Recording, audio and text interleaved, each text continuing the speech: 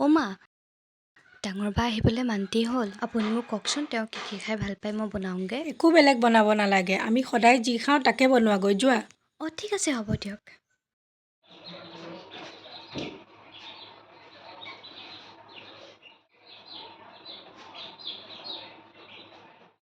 মায়ে যিমানেই যি নকওক, বায়ে ভাল পোৱা বস্তু বনালে মায়ে ভালেই পাব।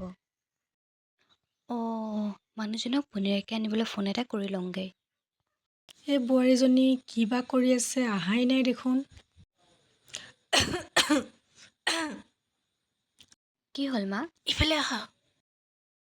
শুনা বোৱাৰী, এই সোনকালে ভাত চাত খুৱাই পঠোৱা। সতিনীৰ জীয়েকক মোৰ বেছি টাইম চাই থাকিবলৈ ধৈৰ্য নাই। তাইক সোনকালে কিবা এটা খুৱাই পঠিয়াই দিয়া। কিন্তু কিয় মা? বাওতো পূজা ভণ্টিৰ দৰে এইখন ঘৰৰে ছোৱালী, তাইৰ লগত কিয় এনেকুৱা ব্যৱহাৰ কৰে? মোৰ এই সতিনী জীয়েকক চাই থাকিবলৈ বেছি সময় ধৈৰ্য নাই। হ'ব মা, আপুনি মৰম নকৰে নাই, কিন্তু মইতো কৰিমেই। কাৰণ পূজা ভণ্টিয়ে নিজৰ মাকৰ মৰমো পায় আৰু শাহু মাকৰ মৰমো পায়। কিন্তু বাটো অকলশৰীয়া ছোৱালী, তাইকতো কোনো মৰম কৰা মানুহ নাই। তেওঁ যদি ইয়াতো আহি পেলাই অকলশৰীয়া অনুভৱ কৰে, তেওঁৰ মনটো কিমান কষ্ট পাব এবাৰ ভাবি চাওকচোন আপুনি।